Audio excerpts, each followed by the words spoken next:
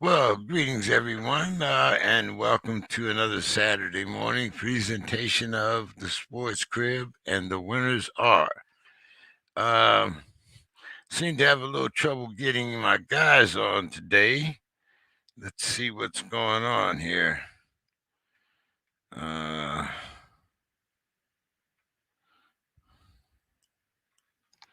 have to call some of these people here.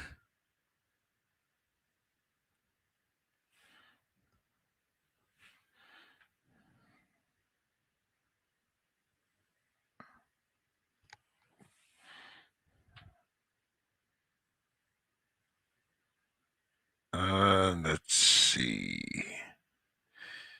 Let's try this one.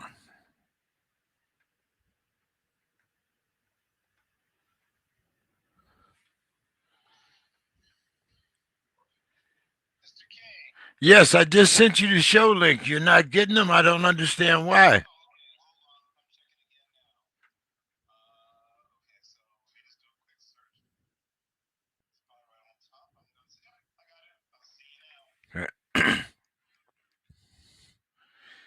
Okay, let's see who else we have here.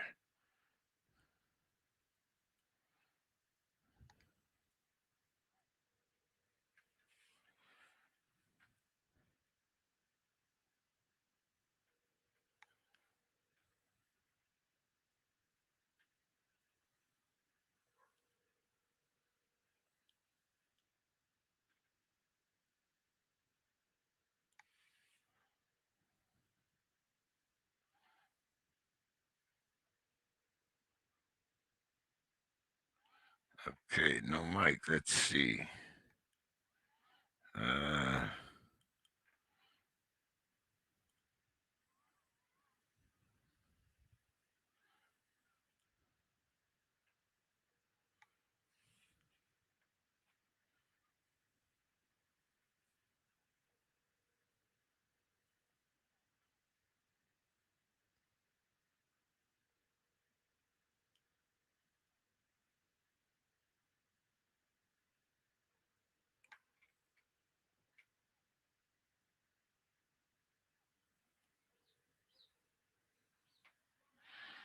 All right. Well, looks like we're in for a show. Where is Mr. Carroll today?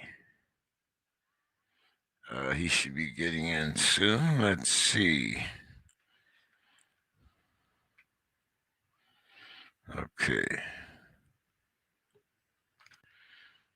All right.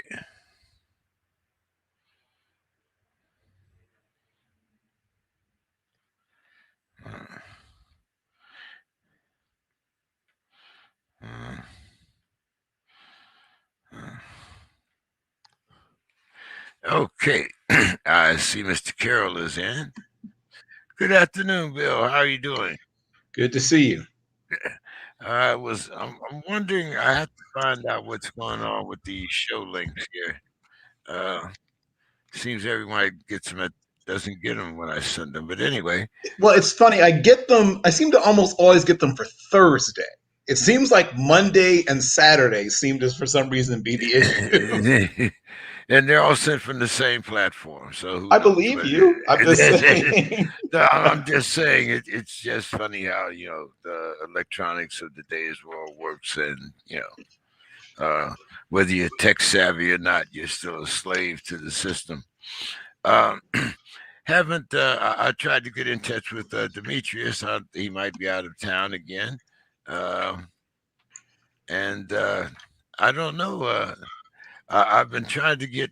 Maybe Mike is a little afraid to show his face as a Michigan fan on the show. I'm not. Well, I don't think he'd be that afraid. They're in the playoffs. I mean, can't ask for more than that.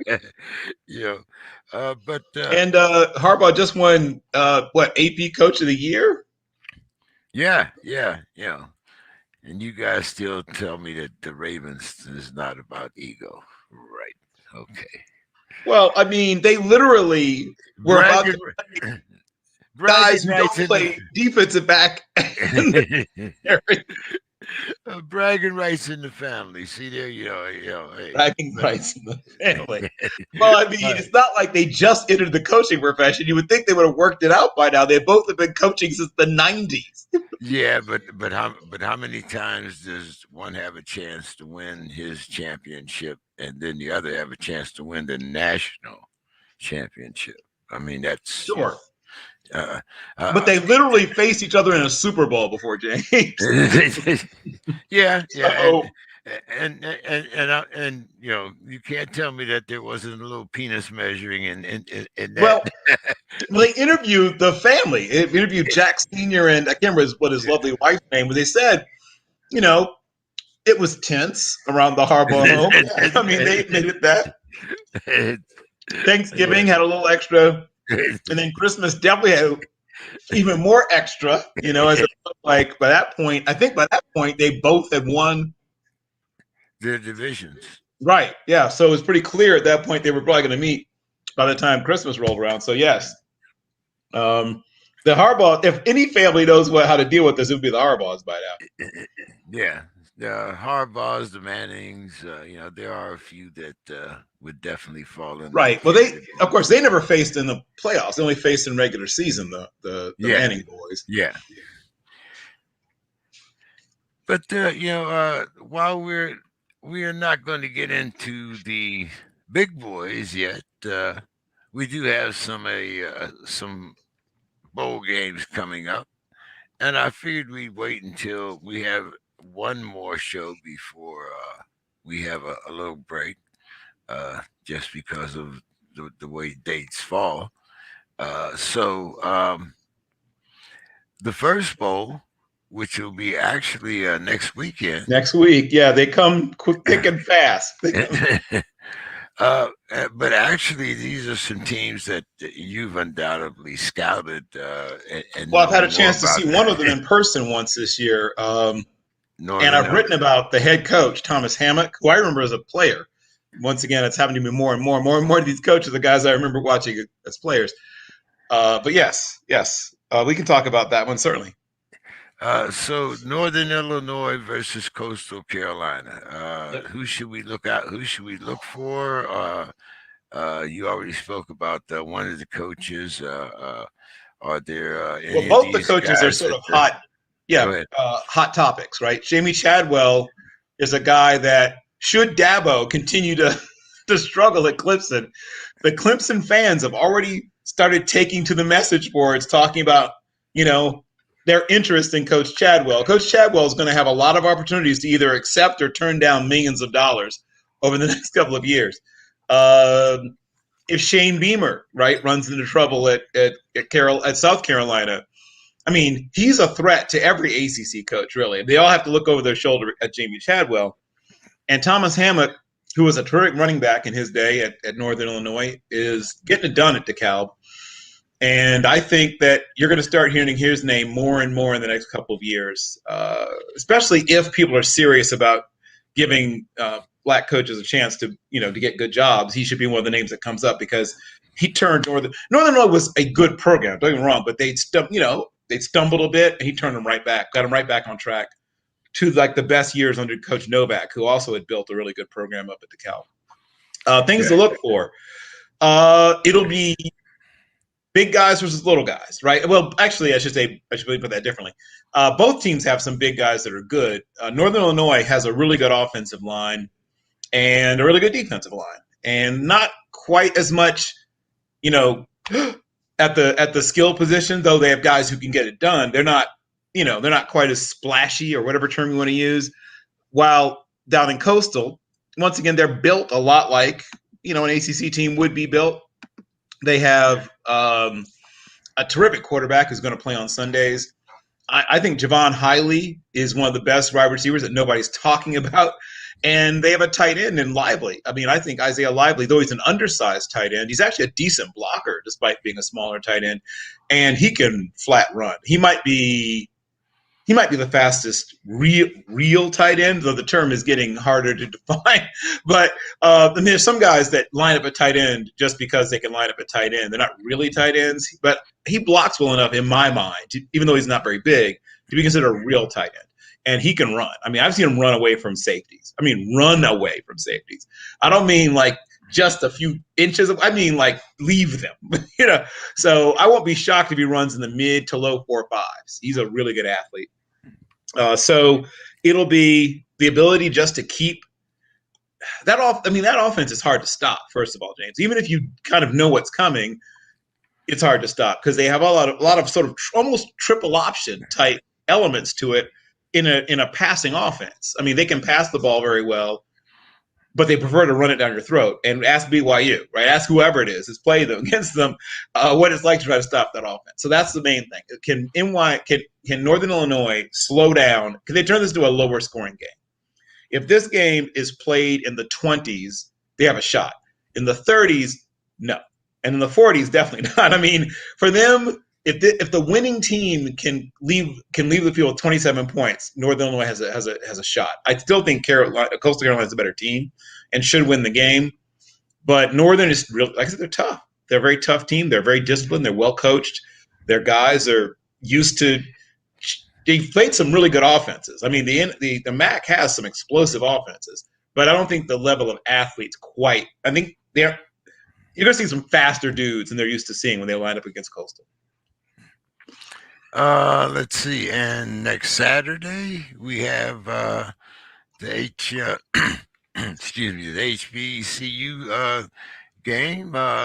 Big celebration, the cricket celebration bowl. Yep. South Carolina State against Jackson State.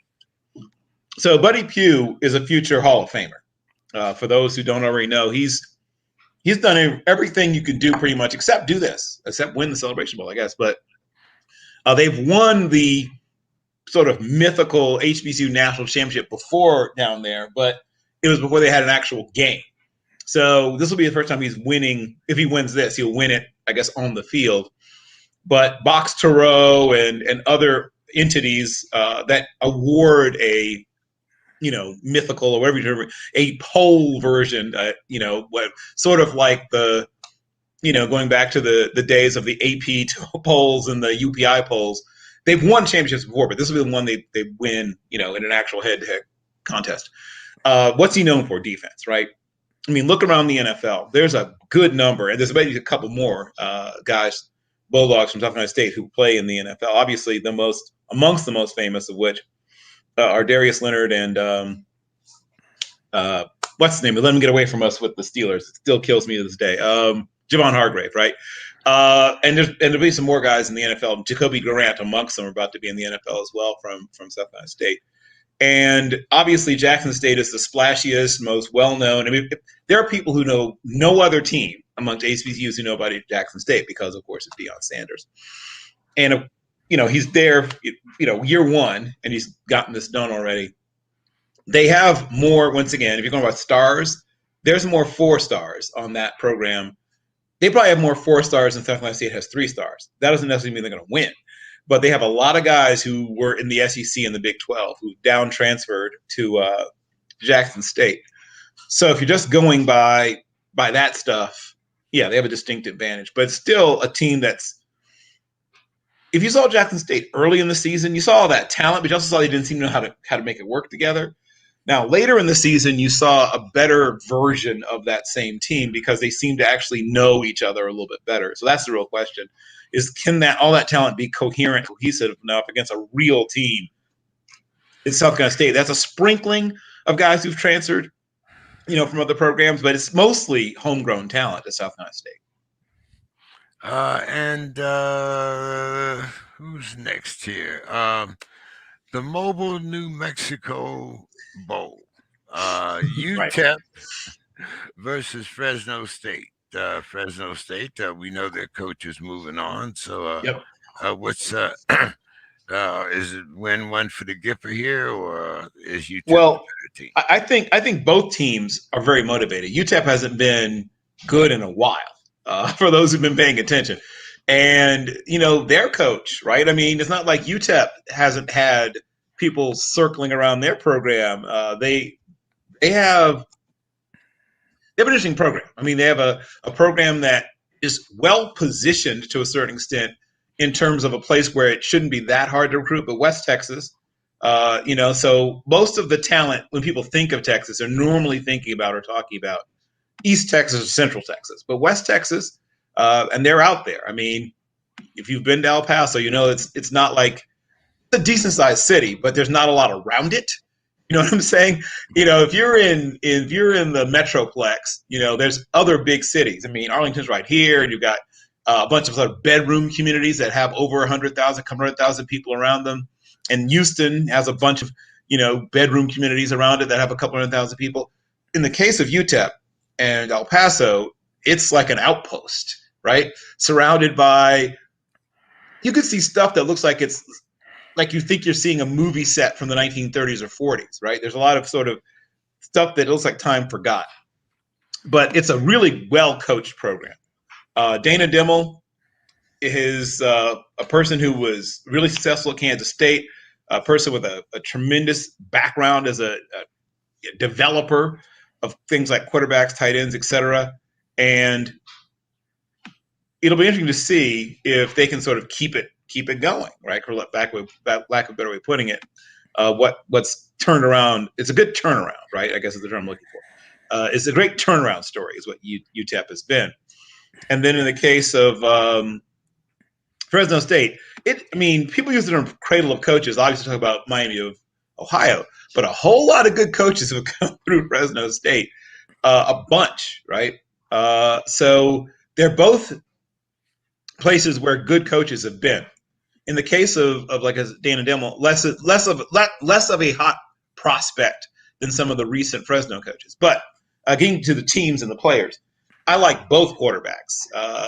Now, there's rumors that Haener may decide to hit the transfer portal and may end up going back to where he originally signed, Washington. We'll see. And then I think one of the most improved. There it is. I think one of the most improved quarterbacks in all of college football plays his football for the Miners of Texas El Paso. They have a lot of players, once again, who are 2 and even 1 stars and things like that, who just grow and grow and grow in the program and get better and get better and get better. And I can't think of a better example than Frank Harris. He's a guy that I saw a couple of years ago and thought at some point, an underclass player was going to come and take his job, quite frankly. I did. I thought that he's going to lose his job at some point. They have a really good wide receiver in Jacob Cowing, who is, I think, a guy who's going to play on Sundays as well. And I think is quite underrated, at least in my opinion. I don't think people talk about him enough. I think he's a true deep threat. I think he's going to test well. I think people start to give him respect when they see how well he tests. I think that's might be what it takes for people to say, oh, this guy, Jacob Cowing, is really good. For whatever reason, despite UTEP having a season for the ages, UTEP hasn't been this good. Well, in my memory, to be perfectly honest, I can't remember another 1-loss season in UTEP history. I'm sure it's probably, not 1 loss, but they've been better this year than I can remember them being in, I don't know, a long time. I know that Coach Price had a couple of good years there. Mike Price, right, who most people know from Washington State and a few other places. But it'll be, first of all, there'll be some points scored. That much I can promise you. If you like points, look for that. Gavin Hardison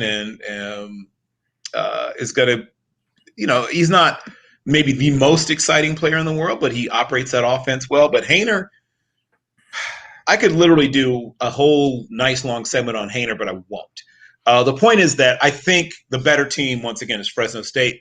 I don't think they'll be too thrown off or devastated or whatever by their coach moving on. I think that they want to win, and they'll play for themselves if for nothing else. I think people can sometimes overestimate that whole. Not that the coach isn't important, but most of what the coach does, especially at this point in the season, is sort of done already.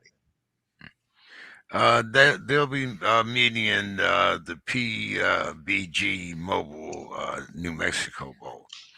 But it sounds like something that would air on ESPN 8, the Ocho. I know. I love it. And as you can tell, we're in the holiday season because we also have a game on the 20th. of December. The Tropical Smoothie Cafe Frisco Bowl. Say that. I love the names. And this is another Texas team, University of Texas at San Antonio, versus my hometown boys here, right here, San Diego State. Yep. Well, you've heard me praise San Diego State's program, and I won't stop. I think they're a terrific program. I think they're, once again, extremely well coached, especially on defense. I think that they're trouble, right, for anybody who runs across them.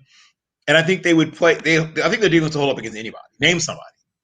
I'm not saying that Ohio State or Michigan or Alabama wouldn't beat them. I'm saying they would still struggle at points. They change looks a lot on the back end. They are able to disguise coverage. They're a top 3 or 4 defense when it comes to being able to disguise coverages. They have a highly intelligent group of defensive backs who are, all of them are smart. All of them are ball hawks. All of them are tacklers. I mean, they're all good. I think their entire secondary has a chance. I think at least 3 guys get drafted out of the secondary. I think all of them have a chance to make an NFL team. Every single one of them. Terrific. I don't know if there's a better secondary, top to bottom, like you take all of them as a group, in the country than San Diego State's. I've raved about them, won't stop. Their quarterback is sort of people throw on the term game manager. He drives the bus. I mean, what I mean? Like, he doesn't do anything that sets your heart aflame, but he drives the bus. He doesn't make too many mistakes. He tends to try to hit it down the fairway. If it comes down to making big plays, they're in trouble, but luckily they don't normally need that. They normally sort of choke the life out of the other team a little bit. And I don't know if they'll be able to continue doing that, but they're going to try. UTSA is sort of the opposite. They have, once again, a pretty decent defense, but they have an offense that is pretty sexy. I think is how I would describe that offense. They have a pretty sexy offense. They have a true dual threat quarterback who is a good athlete with a strong arm and a guy who we've had this discussion before about the need for a developmental league. This is a guy that'd be a perfect example of the need for a developmental football league, because he's the kind of quarterback that you can see that there's something there, and he's just not quite ready to be in the NFL. But if some team is willing to take a chance on him and bring him along slowly, and I said Frank Harris earlier because I was thinking about UTEP. I was saying UTEP, but I was thinking about UTSA. This is UTSA, which is a newer program. It is their first one-loss season because they were not even in existence very long ago. Frank Coker was their original coach. Seems like just yesterday to me, but it was, I guess, about 12, 13 years ago. But this is a very new program. And it's just amazing how quickly they've managed to get to this point. It's almost all a homegrown. Homegrown, I mean Texas grown. Some of them transfer from other places, but most of them are, Texas kids. And many of them are from the, San Antonio area. Not all, but a good number of them. So you don't have to go far to build a decent program. If you can get, the second and third best kids from the 50-mile radius around your campus, you can build a pretty good program at UTSA, and that's pretty much what they've done, quite frankly. They have a lot to look forward to. I don't think this is a fluke. I mean, one loss is not going to happen most years, but I think they're going to continue to be a really good program going forward. This is going to be a really good game. Once again, I'm leaning towards San Diego State. I think they're a little more battle-tested. They've played more good teams as the Roadrunners of UTSA, but UTSA is going to make a fight of it. I don't think they're going to get blown out. They're going to make a fight of it. Okay, and I don't know if this shows the parody of football. Maybe it also shows my age, but the Union Home Mortgage Gasparilla Bowl. Yep. The University of Central Florida versus Florida. I remember, when you think of the Florida programs back, in my day, the 70s and the early 80s, was Central Florida even around then? Well, they existed. The school's been around for quite some time, but they weren't They weren't playing football yet. Right. Their football program started in the 80s or maybe late 70s, either late 70s or early in the 80s. But I'll tell you the first pro player I remember from there. No, sorry, not first. He wasn't the first pro player I remember from there. He was their first coach, one of their first coaches. You'll remember him because he's a former backup quarterback for the Steelers, Mike Kruzak. Oh, yeah. I think he was the original coach at UCF. But the program itself is younger than you or I, as you are correct in that. but by the 90s, they were beginning to become a threat, right? Brandon Marshall and what's his name? Ended up with the Vikings. It was doing really well. They tore up his knee. Tried to come back with this, big armed kid. Big kid, quarterback from Central Florida. Big arm, decent athlete till he tore up his knee. Oh my God, what was his name?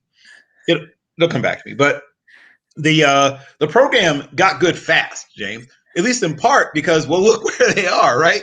They're in a very talent-rich environment. If you can get the third and fourth best kids from Central Florida, you can have a pretty good program pretty quickly. And then if you start getting the second and third best kids, which is where they are now, and they're now a threat, legitimately, recruiting-wise, to Florida, to Miami. They're not going to get most of the best kids, but they'll occasionally get one of the. I mean, they'll get some kids. They're putting kids in the NFL every year now. They're on par with. They're putting more kids in the NFL than a lot of schools in bigger conferences. They put more kids in the NFL than, say, Wake Forest does, right? They put more kids in the NFL than a lot of pretty good. I mean, no offense to Syracuse, but they couldn't come close to putting a number of kids in the NFL the last couple of years that UCF has. Yeah, it's like I said, it's surprising some of these schools that are here. Not saying that that they're going to win national titles, but at least they're legitimate. Well, the only thing stopping them from winning national titles is that they're locked out of the old boys club or whatever. But they're the largest by undergraduate, by in person. I mean, be careful how I phrase this. By in person, by physical attendance, they have the largest undergraduate program in the nation. Bigger than Ohio State, bigger than Michigan. They have 30-something thousand undergraduates on campus right now, James. They're the biggest school. They're not a small school. They're the biggest. There's no larger institution in America. Unless you want to, Liberty claims it, but they're talking about online students as well as their in-person students. So that's how they claim to be the biggest. But they're not really. I mean, they're not biggest in the way most people would think of it. The biggest is UCF. Central Florida is the largest university in America if you go by physical attendance. Interesting. Trivia fact there. Didn't know that. It's a huge school. So who wins and who's some of these guys will we see? I mean, there's a bunch of good players on both teams. Florida has all this year been a frustrating team to watch. I don't know if they'll play better now that they are moving on from Coach Mullen, or I mean, it'll be interesting to see. I don't trust Florida. I'll just put it that way. I don't trust them. I think UCF is a more cohesive program. I'm not saying Florida can't win because they're very talented, but they just haven't put it together really ever in this last season. But yeah, I'm gonna pull the trigger on UCF. I just think that they're more together. They're more coherent and cohesive. Okay, well, let's see. Mike's not here today, but we're going to go through our fantasy football thing. I mean, you certainly have enough guys, enough dynasty leagues to know whether or not you're going to start or sit them at these guys. But this is basically a personal choice. If you happen to have some of them on your team, or your team is on a bye, being week 13. Week 14. 14. Okay. So let's start with Tayson Hill versus the Jets. Would you start him or sit him, Bill? I mean, Taysom Hill's going to give you probably about 15, 16 points. I'm estimating. I'm not. I mean, as we say, what are your other options? if your other options are like Daniel Jones, he's not even playing. If your other options are Mike Glennon or let me see, Davis actually has a push on Davis Mills. I think he and Davis Mills are probably going to put up about the same numbers. They'll do it differently, but they'll probably end up both around the 14 to 16 point range. I mean, Tayson Hill, Trevor Lawrence. If that's the decision, I'm going Trevor Lawrence. Okay. I think Trevor Lawrence is going to give you a more predictable bottom, right? I mean, that's the first. Let's say you're making your drive for the playoffs and you just need your quarterback to not kill you, right? While you're waiting for whoever your normal starter is to come back off the bye, then you want to go with the person with the higher floor. The higher floor, right, in that case would be Trevor Lawrence. He's less likely to give you, zero or not zero, but 2.5, or you could literally have a day where Taysom Hill is like 10 for, 17 for 80 something yards passing, no touchdowns, and maybe another 40, 50 yards rushing. That could kill you if you're up against a good team trying to make a run for the playoffs. Okay, let's Lamar Jackson versus the Clowns. Yes. I mean, you start Lamar Jackson pretty much all the time anyway. I mean, and once again, what would be your other option? Lamar, but if you go by Lamar's stats I'm talking about fantasy football stats now. Right, we're talking about fantasy football stats. Yeah. Lamar has been lacking.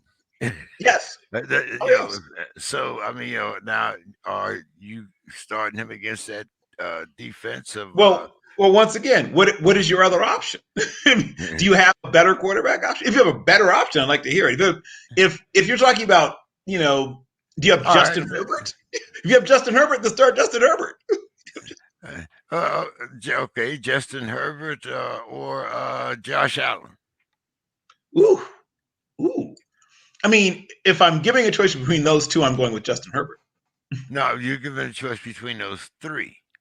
Oh, well, if I'm going to choose between those three, I'm still going Justin Herbert. Well, I said if you have Justin Herbert, start Justin Herbert. But I mean, most people don't have a better option than Lamar. Okay, let's go Derek Carr versus the Chiefs. And your alternatives are, let's see, Tannehill or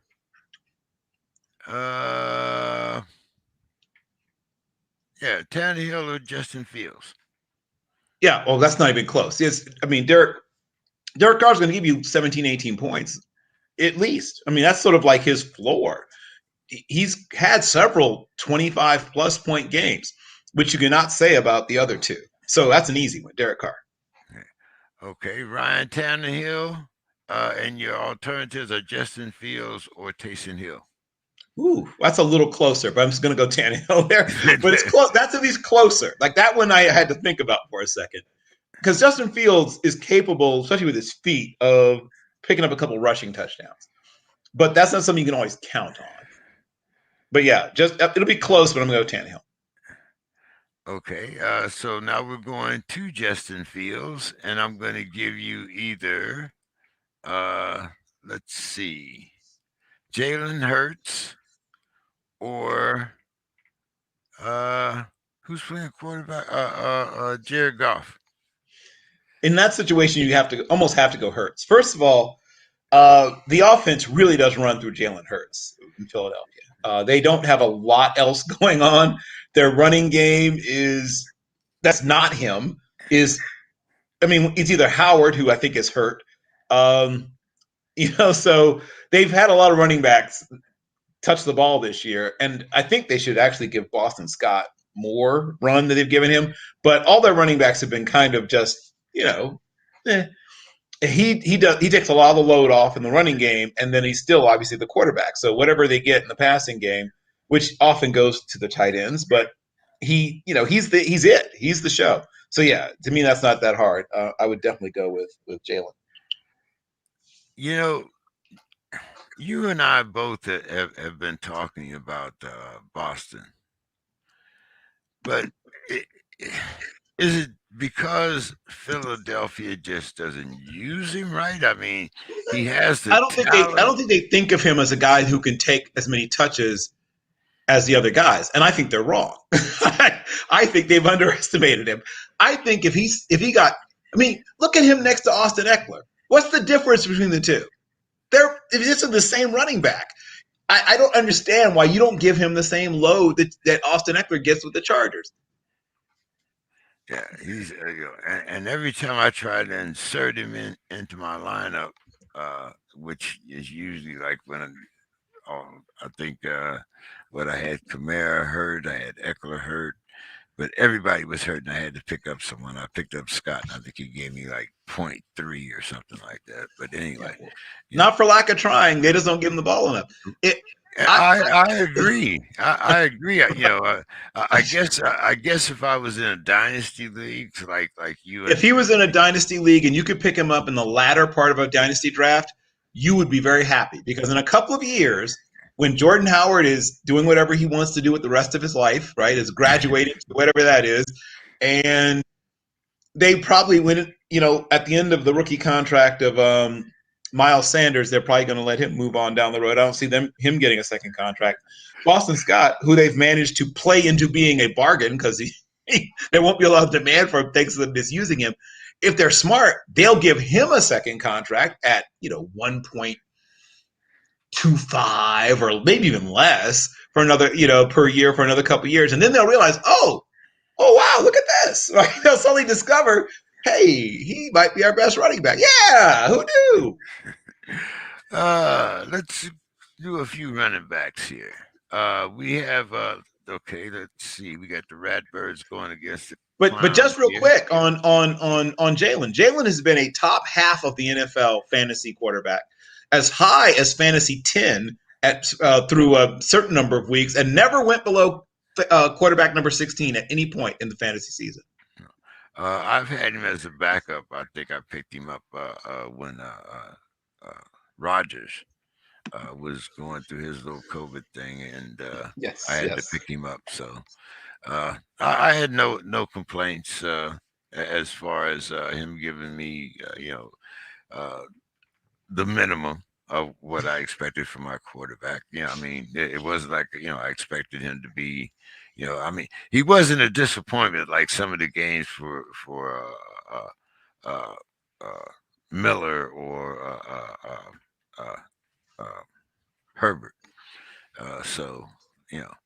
But running backs, Deontay Freeman against the Clowns. We know how, I mean, he's practically, I believe he might be the only healthy running back that they have. But you got Deontay Freeman, you got Javonte Williams, and you have Antonio Gibson. Well, and of course, health is going to be a big part of this because I think every single one of those guys has at least been a little bit nicked recently. That's why I put them together. Right. But, if we're talking about my personal preference, like which one I like, Gibson is the guy who's capable of going off if he gets enough touches. Freeman's you did say Devonta Freeman? Or you say Deontay? Okay. No, right. I'm trying to remember. You said Devontae. Just making sure. Devonta Freeman is a guy that, has proven he can get it done, obviously, in his days with the Falcons. The other one I said was Javonte. Right. I was trying to remember if you said Deontay Foreman or Devonta Freeman. That's what I was trying to make sure I remembered which one you were talking about. Okay. So, Saquon Barkley versus the Chargers. Your other would be A.J. Dillon or Deontay Freeman. So Deontay Foreman. Foreman, I'm sorry. Yeah, okay, just making sure. Because every once in a while you'll kind of combine some names. That's what I'm trying to make sure I know what we're talking about. Okay, so Deontay Foreman is a guy that a lot of people in draft code were super excited about when he was at Texas. Big back with speed. And he was very immature when he entered the draft as a redshirt sophomore. Didn't really understand a lot about offensive concepts. Definitely didn't understand a lot about blitz pickup. and was a guy that just sort of bounced around from practice squad to practice squad, finally getting his chance. And now he's matured. He's learned more about football. However, he's not in a good situation. He's on a team that's not good. And, well, let me say not good. Maybe that's too strong a word. But he's on a team where there's not a lot to prevent you from stacking the box against him. Let's say it that way. And A.J. Dillon's in a much better situation, but he's not a starter, right? So the Titans want to run the football, and Foreman is a talented – yeah. I'm sure that Saquon is going to be on, a workload. Yeah, he's still on a pitch count or whatever. Yeah. I have him. He hasn't gotten off the bench yet in the league where I have him. He hasn't. He hasn't gotten off the bench yet. Now, maybe injuries or whatever may force it to happen, but, I mean, here's someone that not long ago was the number one player at all, overall, right, in a lot of fantasy drafts, and, how the mighty have fallen in terms of that. 2 years ago. Right. I said it wasn't long ago. And then Deontay Foreman is a guy who's going to get, I think, a good number of touches. I don't know how much he'll do with them. Dillon's going to get fewer touches, but he's on a much better offense. That team's going to score. And he gets a fair number of touches in the red zone. That's a tough one. Gun to my head, I'm going to say Dillon, and then Foreman will be close behind. And then for me, Saquon, sad to say, it would be third in this scenario. Well, that's interesting because the next back that I was talking about was A.J. Dillon, and I'm talking about if your other two choices are Antonio or Deontay. Okay, that's an interesting setup. I mean, once again, all the stuff I just said about Deontay Freeman, I think we get plenty of touches. I don't know how much it'll do with them. That offense is not the same as it was earlier in the year, as we already talked about. They have struggled to score points. Dillon is a guy, like I said, I think is going to score. He's not going to get as many touches as some of the others because he's essentially a backup, except for when there's injuries that push him into the starter's role. But they're healthy-ish at running back now, so he's back to being a backup. But even as a backup, he gets a good number of touches. So A.J. Dillon's still quite bad right with. A.J. is he's back, but I mean, I'm sure he's on a pitch count too.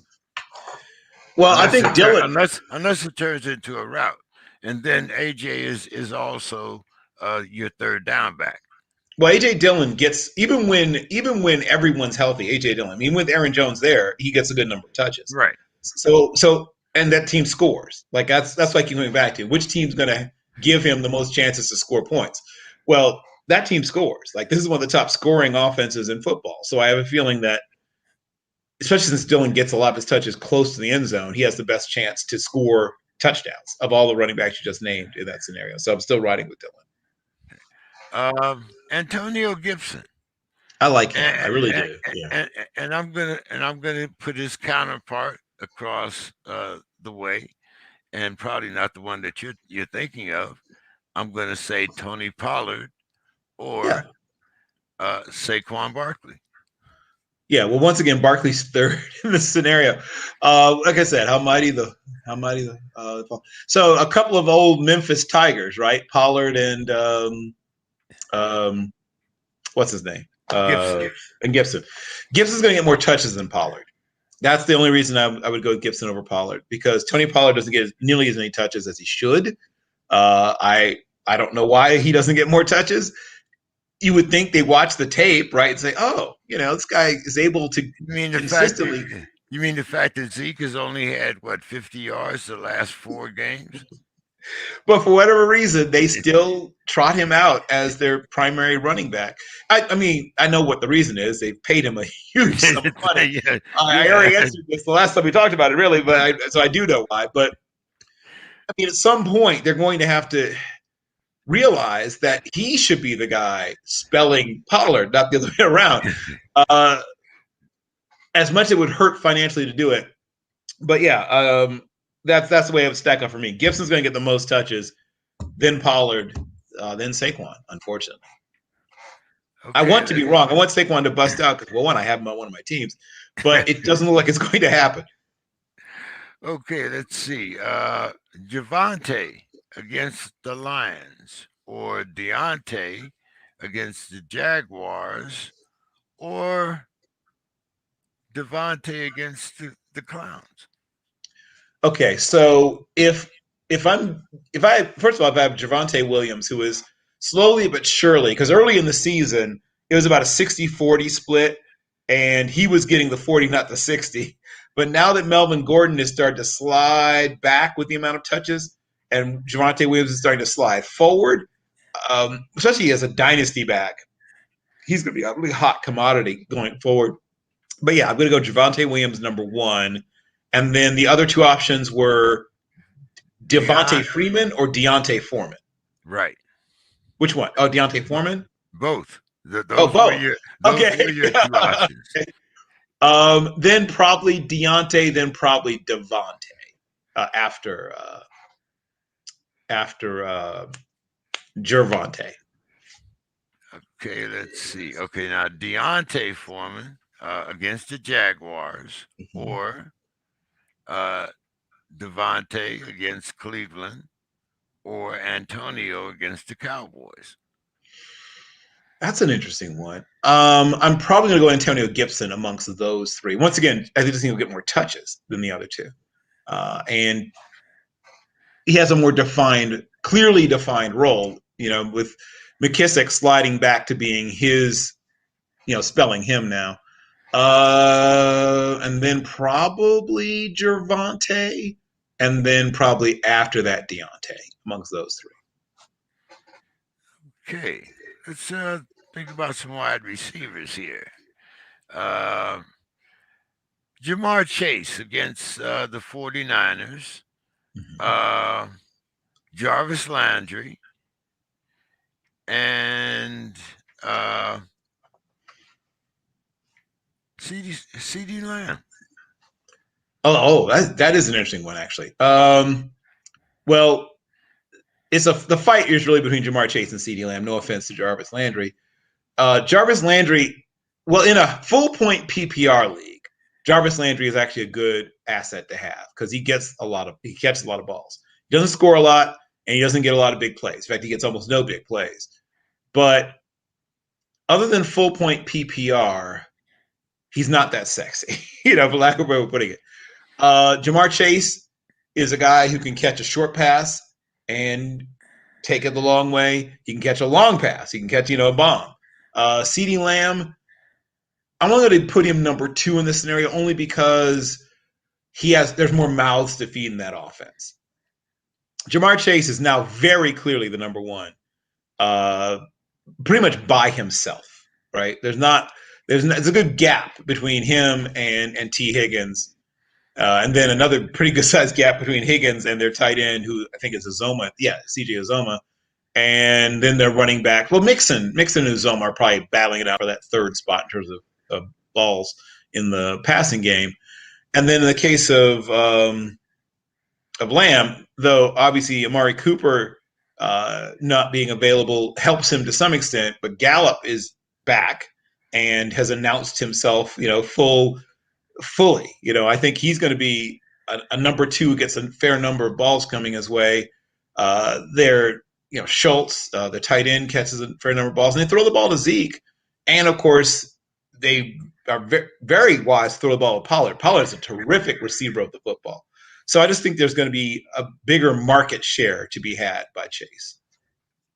I see someone is here. Speaking of the devil, it's our fantasy there football guru. Hello, Jen. Oh, how man. you guys doing? I was trying to be you, Mike, and I couldn't do it. I'm glad you're back. Oh, thank you. No, I'm sure you just did fine, Bill. Yeah, sorry. It's my birthday, so I've been getting phone call after phone call after phone call. Oh, happy birthday, man. Yeah, Thank you.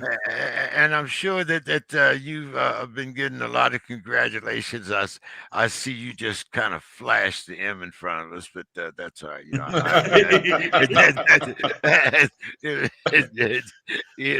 It's been a crazy situation, losing to Michigan State, and then sorry I had to take you guys down, Ohio State, and then the easy victory against Iowa. I'm glad I still got a vintage Ohio t-shirt, sweatshirt back here. So Thank you. thank God for your lack of conviction over my conviction. Yeah, I really didn't think it was going to happen, especially losing to Michigan State. I'm like, oh no, this is going to be a blowout. This is going to look ugly. But through the first quarter, they strengthening its weakness, man. It was strengthening its weakness. Yeah, and Jades kept trying to hide behind overconfidence. Like this is the biggest game on their season every year. Come on, man. It was just strength against weakness. That team, even when they were looking good, you could see those little weaknesses. And finally, they ran across a team that had enough talent to truly exploit that weakness. Yeah, and that's exactly what happened. And I'll spare James the rest of the story, but yeah, it was a very good day for Michigan. Look, you guys were the better team that day. I mean, I've come off my show with the Minneapolis guys, so I've already had my share. My plate of crow for this morning. Right. Even though I had to rub in 26-0 at halftime, and we lose by 3 seconds, but that's another conversation. That's true. So but Mike, as I said, congratulations. Thank you. Now, I posed a question on my Thursday show, and it's all about ego. Okay. I propose that if Michigan did not go to the college football playoffs, Harbaugh would not have went for 2 against the Steelers. What do you think?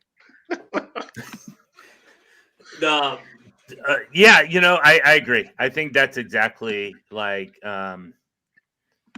what the situation was. Are you talking about the Iowa State game? No, I'm talking about the when the Ravens went for 2 on Monday night. Oh yes, against the Steelers. After to show up older brother. I think he's older, right? Tim Harbaugh is older, right? I think so. Yes, by almost 2 years, years. Yeah, like 19 months or something like that. But yeah, somewhere in there. Bill says it's because the Ravens ran out of cornerbacks. I say it's because Harbaugh's hat got too goddamn big. You might be right, because that really didn't make much sense at all. And even what their reasoning was because I think it was weather, or I don't know what it was. They ran out of cornerbacks, according to Bill. Yeah, they were about to play Devin Duvernay at one of their cornerbacks positions. Oh, Jesus.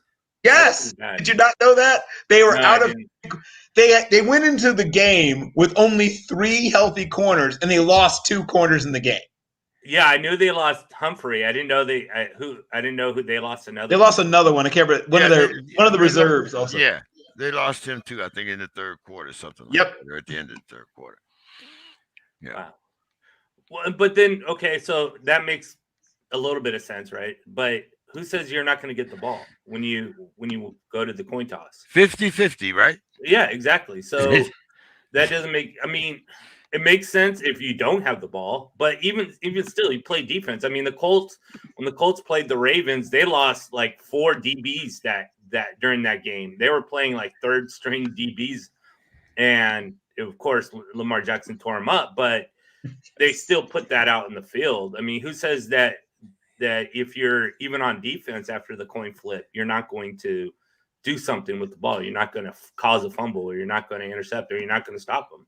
So you win the coin toss and score a touchdown. Exactly. So that doesn't make much sense to me, that being the reason. I mean, I get it. You don't want Devin Duvernay to be your defensive back, but I also think that you're sliding your team as far as 10 other positions as well. Just an interesting discussion. I mean, we'll never know, but I mean, that's so. It is interesting. And another thing too was why Pete Carroll didn't go for 3 points against the 49ers when they were with like 2.5 minutes, and they went on fourth and 2, and didn't make it, down only up a touchdown when you could have made a 10-point lead. But 4th and 2, you go for it, and they didn't make it. And now you give the 49ers a chance to tie the game. That didn't make much sense to me either. But we were going with our start 'em and sit 'em. And since you weren't here, we're all the way down to wide receivers now. And right now, start 'em and sit 'em. Tyler Lockett against the Texans. So I think this is a great opportunity for Tyler Lockett to continue his situation. I would definitely start him. But I'm thinking usually what happens is either one or two, either Tyler Lockett has the game or it's DK Metcalf. DK Metcalf hasn't had his game in like 3 or 4 weeks, so I'm very much thinking DK Metcalf is going to be the star. Tyler Lockett, boom or bust. I think he'll bust, but you can't deny this matchup either. So if you have Tyler Lockett and you don't have better options, then you start Tyler Lockett. Marquez Valez-Scandling against the Bears. Yeah, I sit Marquez Valez-Scantling. Talking about boom or bust. This guy is more bust than boom. I just can't trust him, so I sit him. Odel Beckham Jr. against the Cardinals. This one has a very high over under. I think it's like at 51 points. So Vegas really thinks that this is going to be a high scoring game, and if it's going to be a high scoring game, Odell Beckham should be involved. But with that said, he scored in the last 2 games. Not saying that he's not going to score again, but he's very much just a deep threat. Matt Stafford loves his deep threats, and this defense is really good.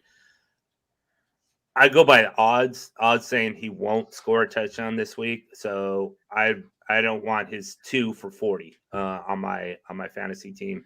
So I'm going to bench Odell Beckham. Jarvis Landry. I love it. Against the Ratbirds, love it. Yeah, he's really like the only option the Browns have left. So I would assume he's going to catch a lot of passes. A good flex play. Someone that's probably going to get 6 or 7 receptions for 88, 90 yards. That's going to give you close to 16 points. I like it. Me and Bill have went over some of these other guys here, and I know Bill, doesn't mind if we stretch this out a little bit here. I do not. And it's your birthday, so you can tell us you'll get the whenever you get ready. But Derek Carr against the Chiefs. What do you think? Derek Carr, the Chiefs are a very good passing defense, but Derek Carr is someone that's always exploited them. So I like that. Derek Carr is a top 12, so you're going to stream him anyways.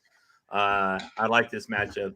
These are usually typical blowout games, and Derek Carr is going to have like the kind of game he had against the Cowboys. A couple of touchdowns, close to 300 plus yards, and should finish in the top 10, if not higher this week. Ryan Tannehill against the Jaguars. I don't have any faith in Ryan Tannehill anymore. Great matchup, but I think this is going to be a running game for Tennessee. They're going to just use the running backs more. Tannehill just doesn't have the same value as he does with Derrick Henry back there. And even with Derrick Henry, the first, whatever it was, 5 games or so that he played, Ryan Tannehill wasn't all that great anyways. I just don't think this is the year for Ryan Tannehill, so I'd sit him.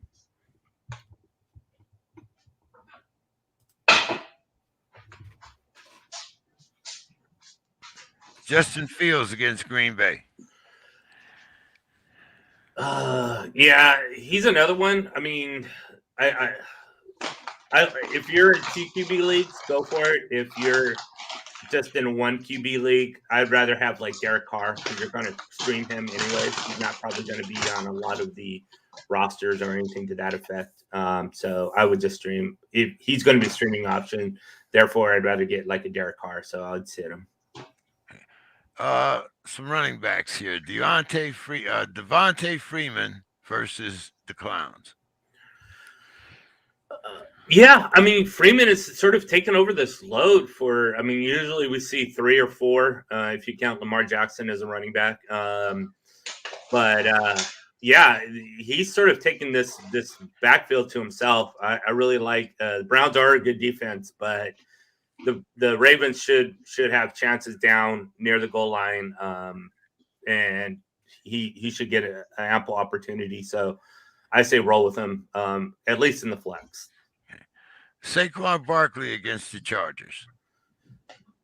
And this is a great matchup for Barkley. If he comes away with just a minimum amount of points, but not putting up the high tier top 12 numbers against the Chargers, then there's something definitely wrong with either him, the offense. Well, we know that there's a problem with the offense overall.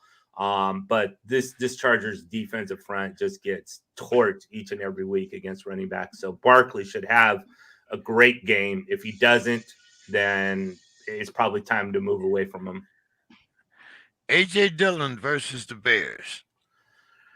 Well, Aaron Jones is back. Aaron Jones, A.J. Dillon had a good week. Last week they had a bye, but the week before that, A.J. Dillon had a very good week. But that's just because Aaron Jones was coming off of that injury, and they sort of put a restrictor plate on him. I think this is now switched after that week, and then they had bye week, as I mentioned last week. Now there's been almost 2 or 3 weeks removed from Aaron Jones's minor injury. Aaron Jones should be close to 100% as possible.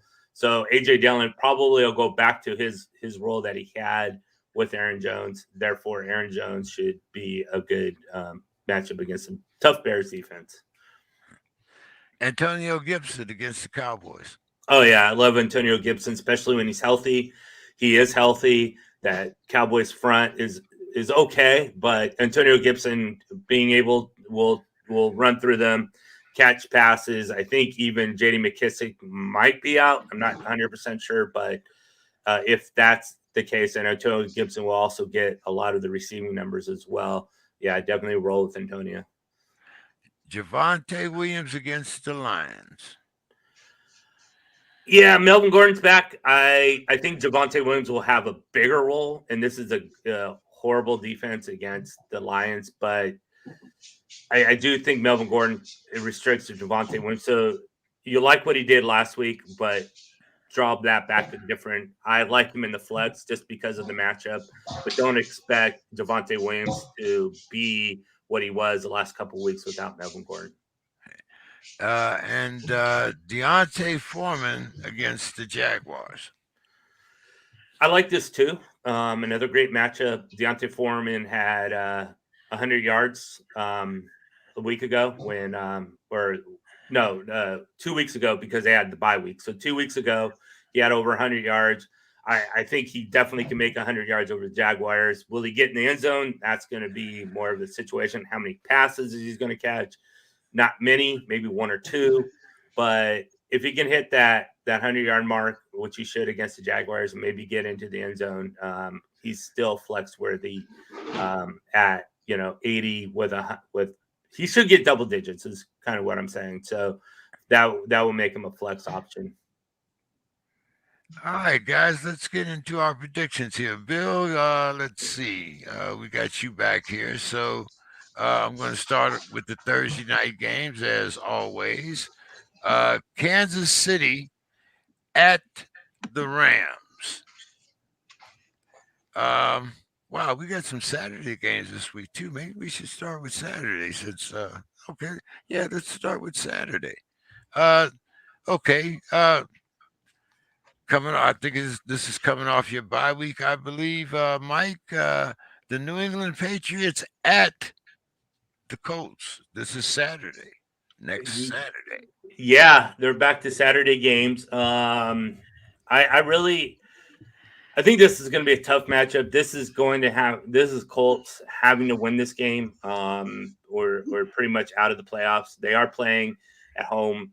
So I will go with the Colts here. As far as starters, Jonathan Taylor, it depends on what the situation with Damian Harris and Ramondre Stevenson is. If Damian Harris is out, full go with Ramondre Stevenson. I also like Jacoby Myers and the other guy. I can't think of his name right now. Sorry. Bourne? You talking about Kendrick Bourne? Yeah, Kendrick Bourne. Thank you. I really like Kendrick Bourne. You probably start both receivers, actually. I wouldn't start any wide receivers for the Colts. Yeah. Jonathan Taylor, Kendrick Bourne, and Jacoby Myers are your starters in this game. One or both quarterbacks. Which one you starting? I wouldn't. If I had to start one of them, I would probably start Mac Jones, but I really wouldn't start either one of them. Oh, okay. Yeah. So Mike's Bill, answer is hit the waiver wire. Who you picking, Bill? To win the game? Yes. It's so hard to pick at halftime. No, go ahead. No, it's so hard to pick against the Patriots. But I don't know what the line is. I won't be shocked if the Colts win against the spread, because I think this game will be close, and I think that their defense will actually look better than some defenses have looked against the Patriots recently. So it's going to be a close game and probably a low-scoring game. And the winner is? Or I said the Patriots already. Okay. I just said I thought that they might not cover. I thought the Colts might actually win against the spread. Okay, our other Saturday matchup is the Raiders at the Clowns. Bill. I'm going to take the Raiders. If we're not talking about spread, I'm just talking about straight up. Yeah, just straight up. Yeah. I would say the Raiders are the team that, if you're betting the money line, then Raiders. Mike, your pick, and who we starting and who we sitting? Yeah, I'm going to go with Cleveland in this. They're playing in Cleveland. I don't know about the Raiders. I just can't trust them. They're very interesting. They play really well. Like, they'll beat the Cowboys, but then they'll lose to the Jaguars or something like that. They just they make zero sense. So I can't trust that. I'll go with Cleveland, and then start them, sit them. Jacobs, Renfro, Waller, Hunt, and Chubb. Waller's out. Waller's out, I believe. Well, he might be. He trust me, I know. I have him on my team. He's out. He could be back for Saturday, though. He's out. Yeah, he's out Sunday. He might be back. I'm actually surprised that he isn't. But if he's not, then obviously you're not going to start him. But if he is back for next week, then you're right. Yeah, he might be back for that game, right? Yeah. Our Thursday night matchup is the Chiefs at the Chargers. Boy, now this is a tough rivalry here. You have to consider this a rivalry game, let alone the fact that they are in the same division. But this is just bad blood. Period. Who you going with, Mike, and start him, sit him? Yeah, I like this game. I'm going to go with Chargers. Chiefs is just in disarray. That I don't know. They're really they're not a good team until Patrick Mahomes can figure out whatever situation he's going through and fix that. But I'll go with the Chargers, and then start him, sit him. I'm going to go Mahomes. Maybe if you have a better option, go with that better option, because Mahomes has not been good. Mahomes, Herbert, Eckler, Clyde Edwards-Helaire, Keenan Allen, and Tyreek Hill, and of course Travis Kelce. Allen's out too, right? Yep. COVID list. Yeah. Okay. So but this is next week, right? This is Thursday. Yeah. So he could be back for Thursday. Oh, that's right. He should be back for Thursday, right? Yeah. Okay. So let's get into our Monday night game this week, which would be the Chargers against the Cardinals. Mike? Chargers versus the Cardinals. This is a good one. No, Rams versus Cardinals. Yep. Rams. Right, Rams, Cardinals. Yeah. Wrong Los Angeles. Still should be a good one regardless. I'm going to go Cardinals, and then you're starting, of course, Kyler Murray, DeAndre Hopkins, maybe Zach Ertz. I don't know if he's going to play or not. He's dealing with a shoulder, so keep an eye on that. And then for the Rams, you're going to start Stafford. You're going to start, of course, Cooper Kupp, maybe Van Jefferson in the flex. I really like him. He's having a really good season coming on here. And then Williams, if he's playing, and then Connor and Edmonds for the Cardinals, and perhaps Higbee. So you're starting Van over OBJ? Actually, I would. I think because Van has sort of taken over the Robert Woods role, the targets should go more his direction. Odell Beckham is very much a touchdown or pretty much zero kind of guy. So I'd rather have someone that's getting the targets, unless you're in a standard league or a league that has bonuses for deep touchdowns, then that might be a different situation. But for a normal standard PPR league, standard, you probably want to go Odell. PPR, definitely Van. All right, let's start with our early games here. Bill, did you choose here Arizona and the Rams? No, and I also didn't get to choose on the Chiefs and Chargers game either. I thought maybe you'd gotten away from asking me questions. So good. All right, well let's go with the Chiefs and the Chargers first. Yeah, I don't often disagree with Mike, but I'm going to disagree with Mike. I think that this is a get right game for the Chiefs, at least in part because after all of America has asked them to run the football more, they're going to run the football more. And after gashing the Chargers in the run game, then they're going to open up and the passing game is going to start to work, mostly through Kelsey. And then, late in the game at some point when the Chargers are coming back to make it close again, maybe they scored a point, maybe scored a touchdown, 2-point conversion to cut it to 4 or 3 points. Then you get daggered on a deep crossing route to Tyreek Hill to put the game back to a 2-score game. And then on the game you're asking about now, I guess it's a little bit of an upset, but I'm going to pick the Rams in a slight upset. Oh, okay. All right. I like the Cardinals in this one also. I think Tyler Murray's getting back into his groove. I think I think they're going to kind of pull away this last few weeks of the season. Let's see our early games. Bill, I'm going to make sure I get to you first here. The Ratbirds against the Clowns. I'm going to take, as you put it so delightfully, the Ratbirds in that situation, that scenario. This is once again going to be one of those like sort of old-fashioned-ish kind of football games. Both teams are going to really want to establish the run. Of course, Cleveland, at least in part because their quarterback has not been healthy all season and has been fighting through a bunch of injuries.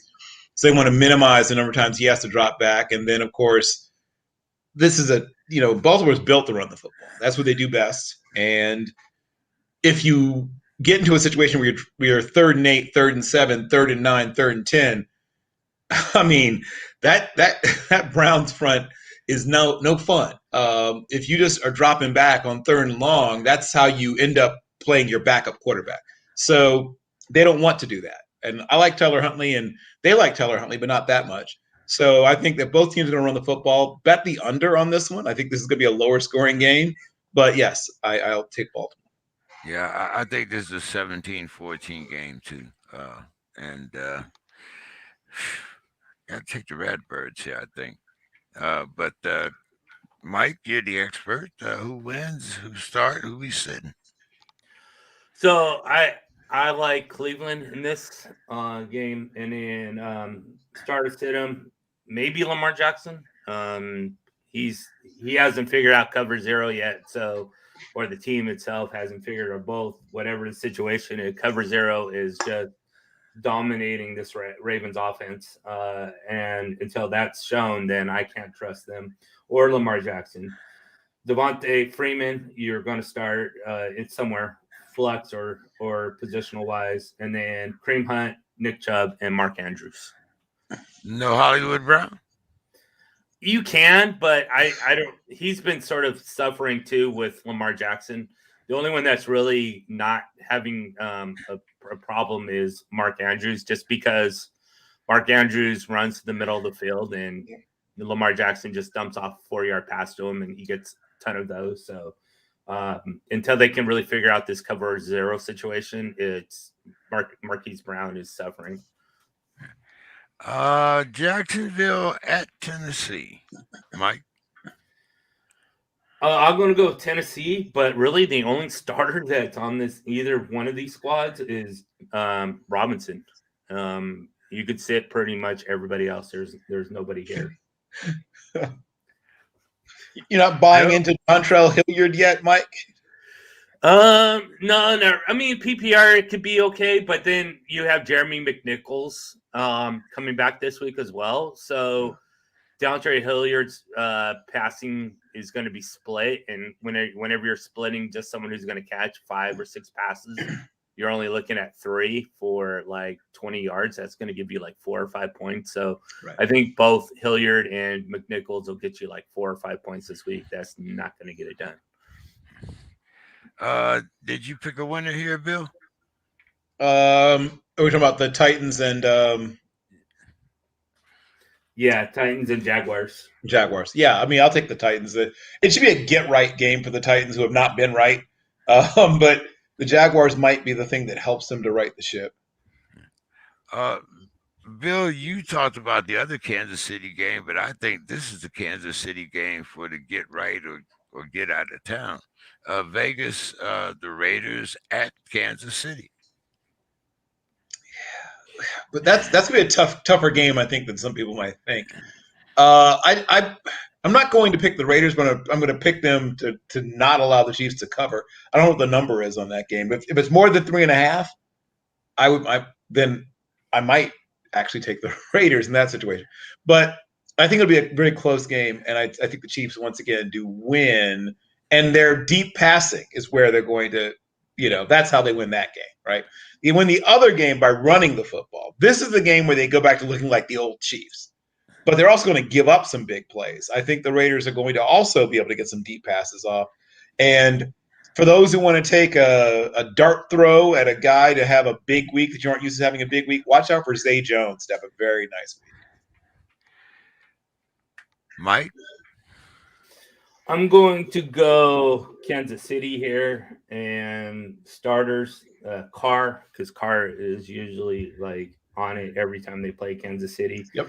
And then Jacobs, Renfro, and for Kansas City, you're going to start Mahomes, CEH, Hill, and Kelsey. Okay, let's see. The Saints at the Jets, Mike. I'm going to go the Saints here, and this is another like very low volume of fantasy players. Kamara, he'll have the backfield to himself. And against the Jets are atrocious, and I'm being polite against the run. You also want to start Taysom Hill because he's always in the top 10 somewhere. Finish show. Guy that's probably the worst throwing quarterback in the NFL, but runs consistently, always gets in the end zone. So Taysom Hill, and then for the Jets, Elijah Moore and Jamison Crowder. Oh, Jamison Crowder back in the mix. Okay. Yep. Bill? Yeah, I agree on the Saints. And, I'm not wild about Taysom Hill, but as Mike pointed out, he does tend to get at least one rushing touchdown almost every time he starts. So you got that to hang your hat on. I think he depresses the value of the receivers, obviously, a little bit. Yes. But he might get off one deep shot, one of those plays where everybody's thinking run. It's second and 1 or 2nd and 2, and they bring in like a 2 tight end situation that looks like they're loaded up, heavy run, and then hard play action. You might get a nice cheap Traquan Smith deep post for a touchdown. And then other than that, look for him to just kind of dink and dunk and miss some open receivers. But yeah, yes, I agree otherwise. Dallas at Washington, Bill. Woo!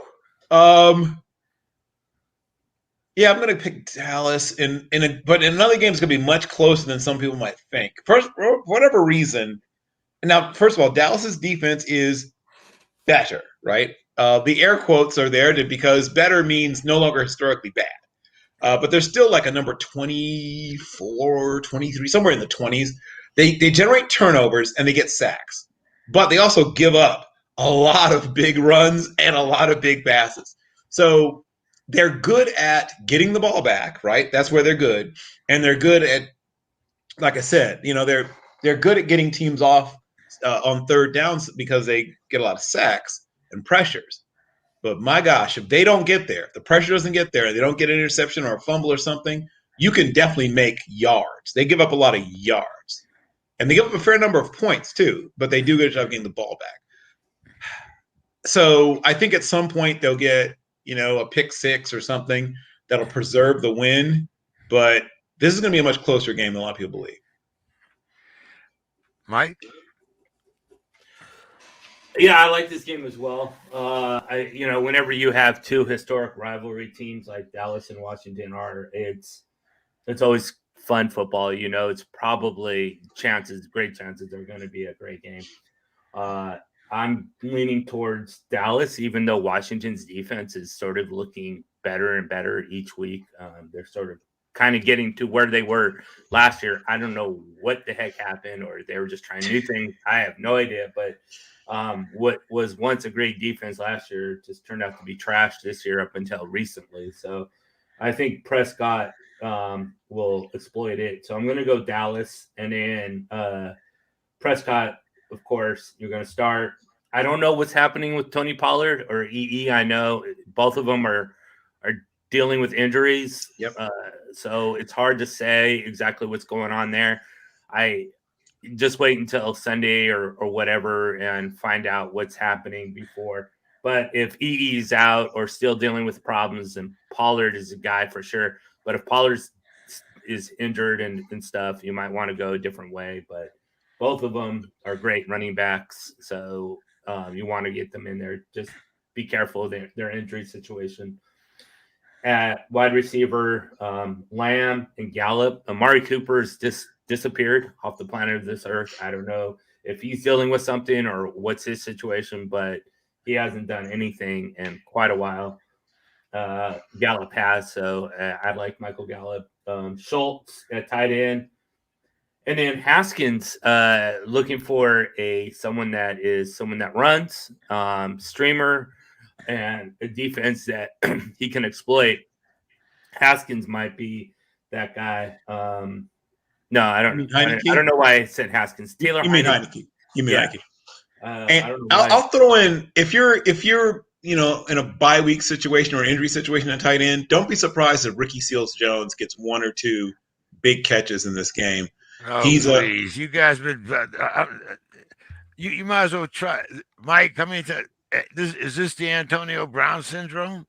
I mean, how long have you been waiting for Seals? I mean, no. I mean, he hasn't been a starter, but when he has been forced to start due to injury, he's actually produced. He was a wide receiver in college, so he runs really well. He's one of the faster tight ends in the league.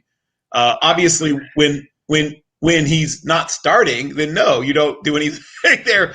But he's going to get all the snaps practically at tight end due to injury.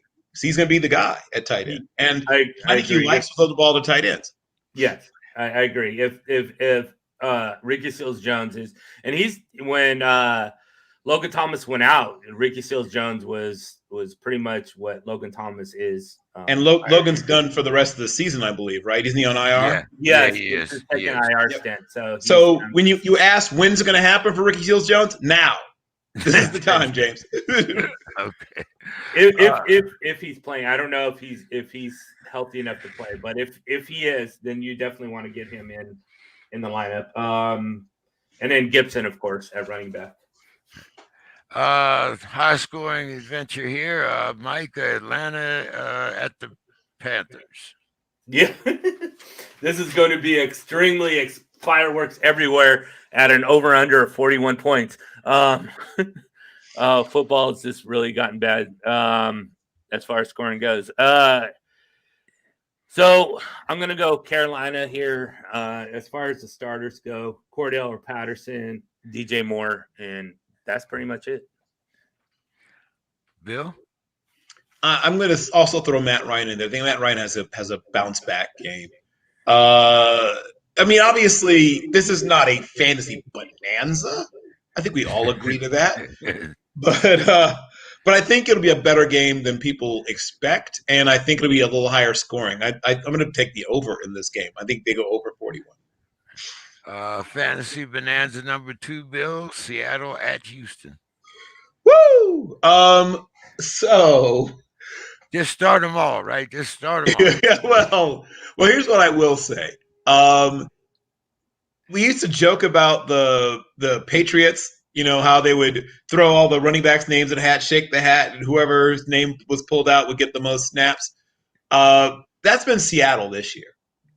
I think they've been led by 3 different running backs this year in terms of fantasy points. They've had 3 different. I think DJ Dallas might even led them 1 week or something crazy. Unfortunately, when Carson got hurt, it just became kind of a mishmash at running back. And as Mike said, they alternate even at the wide receiver. Like, well, no, this is your week. You know, I guess you get to go off this week, Tyler Lockett, and then next week I'll go off DK Metcalf. So it's hard to trust anybody with Seattle, though somebody will have a big week. I can't tell you who. But one Seattle player, right? One Seattle player will have a big week. I have no idea which. And then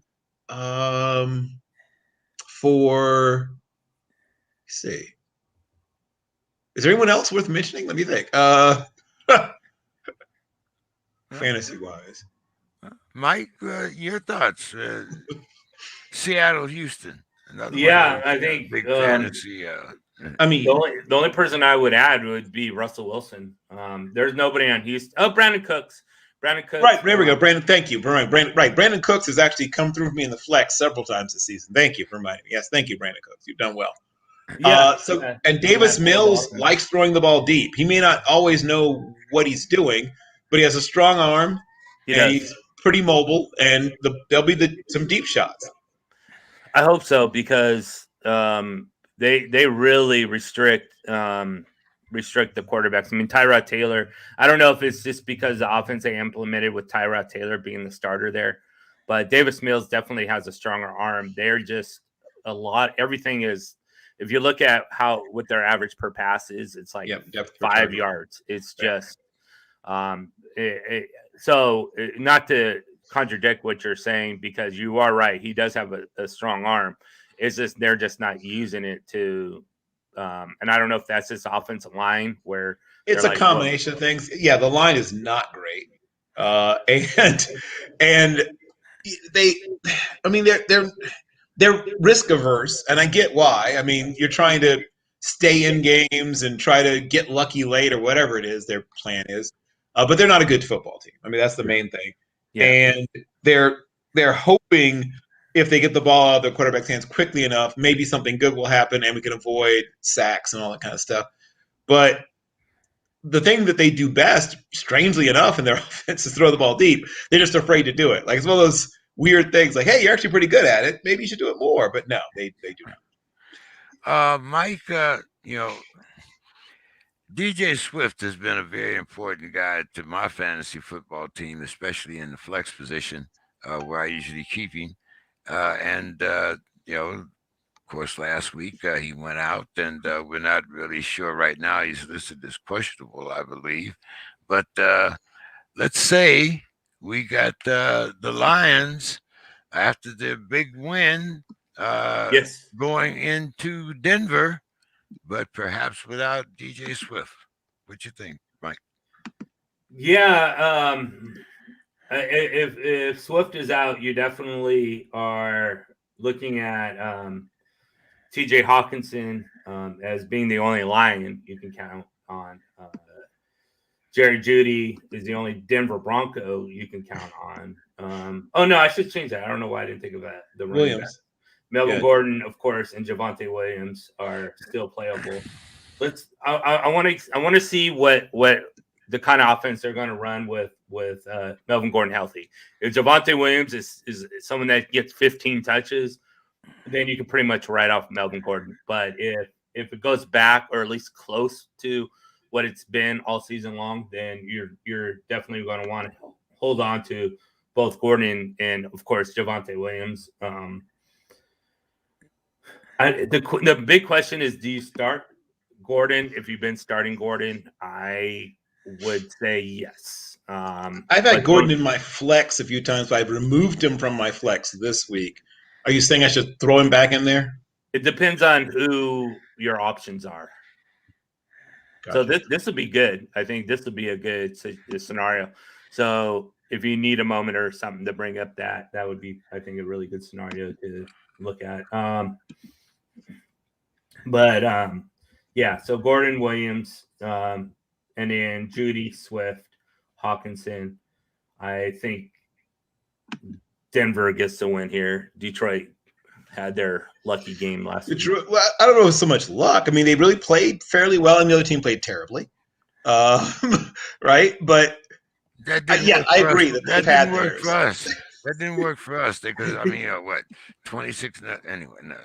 Okay. Yeah, Detroit is not a 0, until they won last week, but 0-10 and 1 team. They're a much better. They've just had a lot of bad breaks. I mean, Justin Tucker missed hit a, what was it, like a 68 or 60, some crazy. Yes.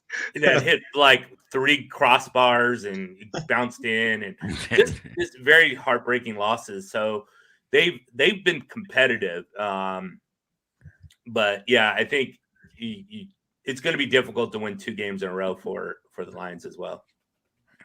The Giants at the Chargers, Mike.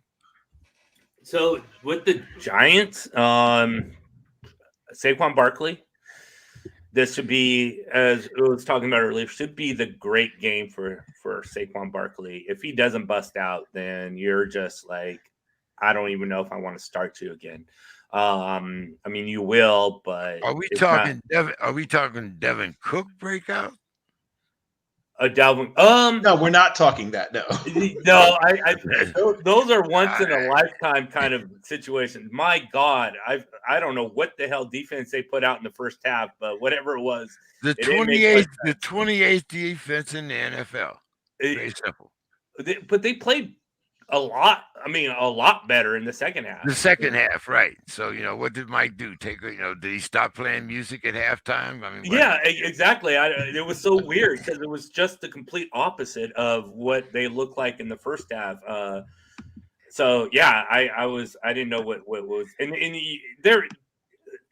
I mean, teams don't do that. Professional teams don't look that bad. I mean, you get that when Michigan is playing, Northwest.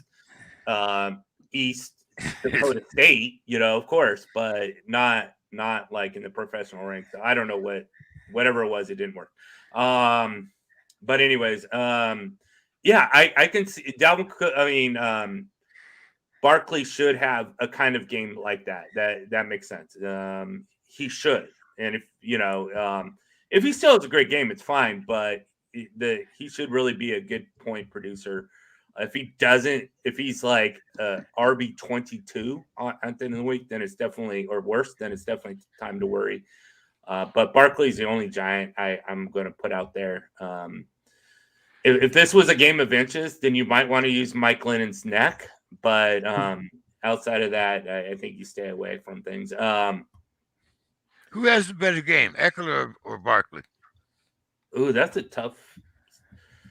a good question. I would lean Eckler just because he's done it all year, but it should be a very like RB8 to RB9 kind of RB10 kind of situation. Both of them should finish in the top 12, regardless. So if I have to pick one who's going to have more points that day, I'll go with Eckler. Just better offense, catches more passes, probably that kind of thing. Eckler, of course, Herbert. I don't know about the wide receivers, as we talked about. Either one of them, I don't really like. But, of course, if Keenan Allen's healthy, you're going to go Keenan Allen. And that's it, really. None of the tight ends there are worth anything. Okay, I'm going to give you a scenario here in a flex position. Okay, Mixon, Eckler, or Barkley? Ooh. Oh. I would go Eckler, Mixon, Barkley. I can only start one. Oh, okay. Then I go. I'll go. If you're starting one of those three, I'd go Eckler. Okay. All right. What do you got, Bill? What do you see here? For the game itself? Yeah, the game. I mean, outside of the Texans, maybe the Jaguars and the Lions, I'm not picking the Giants to beat anybody. Okay. All right. Well, let's go to the next. San Francisco at the Bengals, at the Bungles there, Bill. I'm going to say Cincinnati, but this should be a great game. Like in terms of just pure action, this might be one of the best games. Is Debo healthy, Mike? No, but he's going to play. Is he going to play? He's going to play though. He's not healthy, but he's going to play, and he's going to gut it out. Okay. All right. Okay. So go ahead, Mike. San Francisco at the Bungles. So I think Mitchell. I don't know if he's healthy, because he's been in and out. But if he's healthy, then you definitely want to go with Mitchell. I think as of now, I think he's out. Okay. So really, there's no running back that I would go with the 49ers. Jeff Wilson's back and cooking, baby. And maybe even JaMychal Hasty might have a good game. I think JaMychal Hasty has that speed that they really like to use, which is why Elijah Mitchell is such a good fit for this offense. Deebo Samuel, of course, Brandon Ayuk, and then George Kittle. As far as Cincinnati goes, Joe Mixon, T. Higgins, JaMarr Chase, and maybe even Tyler Boyd, because the 49ers secondary is just horrid. But Higgins and Chase are definitely the guys that you want to put in there. So getting back to what you said about Melvin Gordon. So on the team where I have Melvin Gordon, currently on my bench, but he had been my flex previously, I've got Joe Mixon in the flex. I've got A.J. Dillon and Austin Eckler at running back. Dontrell Hilliard and Melvin Gordon are on my bench. Jonathan Taylor, of course, is on a bye. Hawkinson is doubtful, so I've got Schultz at tight end. And then I've got Greg Joseph. Thank you very much, Greg Joseph. I picked him up, started him. He did exactly what I needed him to do.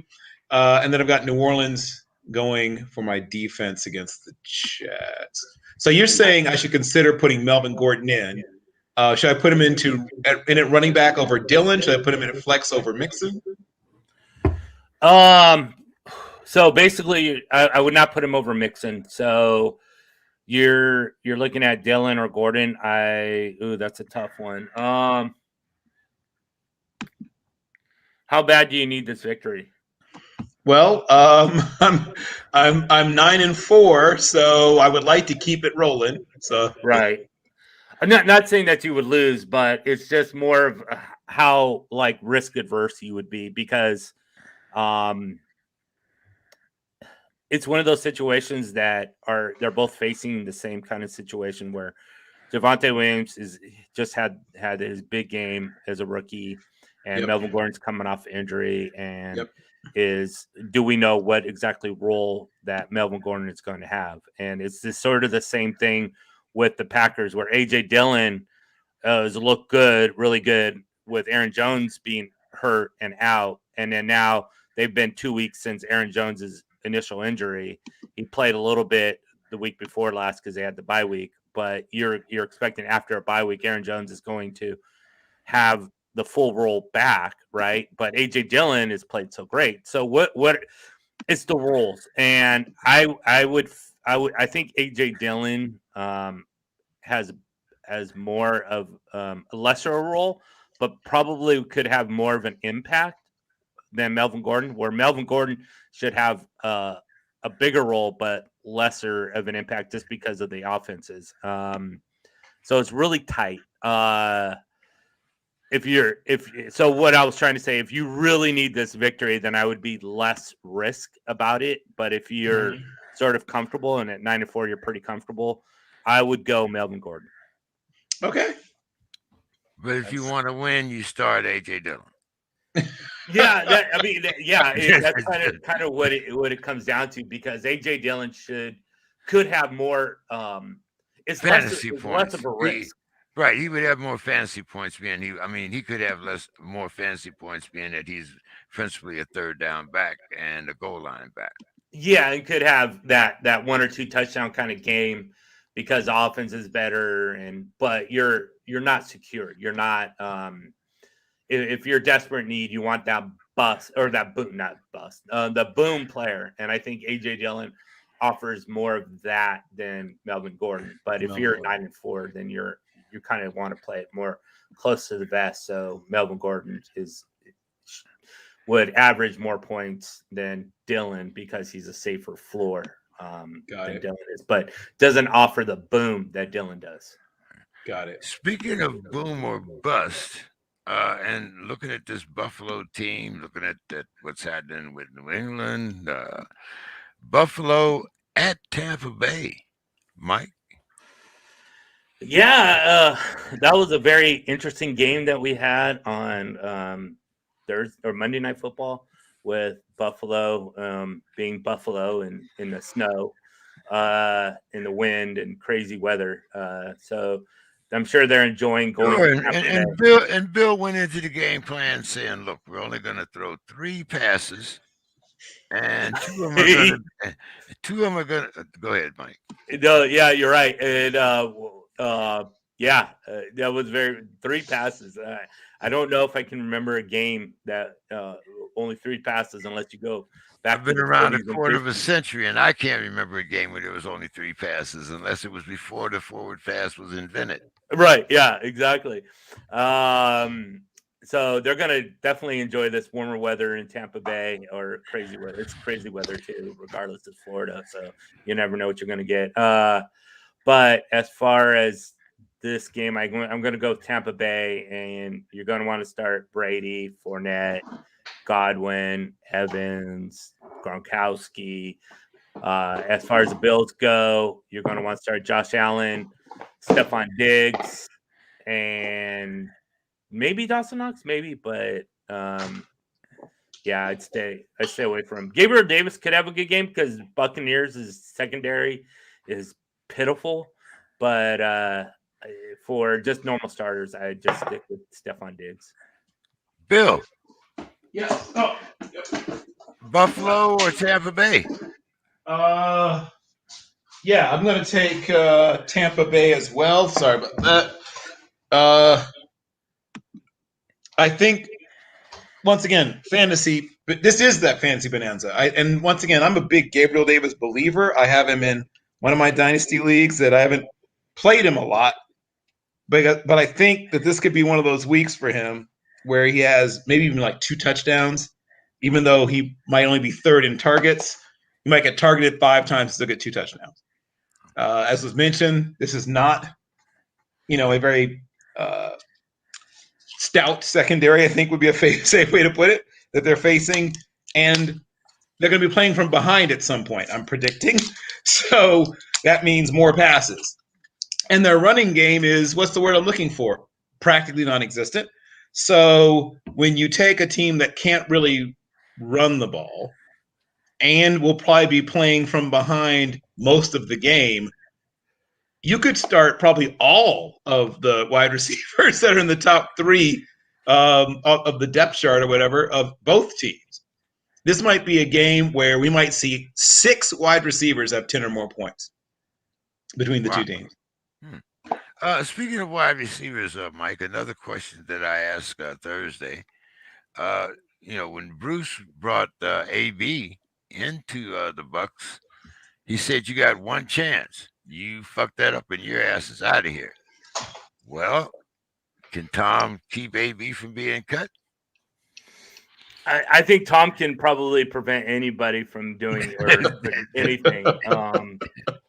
I think. Well, let's put it another way. Should Tampa Bay cut AB, or like you said, Tom can talk about anything. So if you want to, Tom goes into Bruce. Hey, man, if we want to get back to this second Super Bowl, I need my man.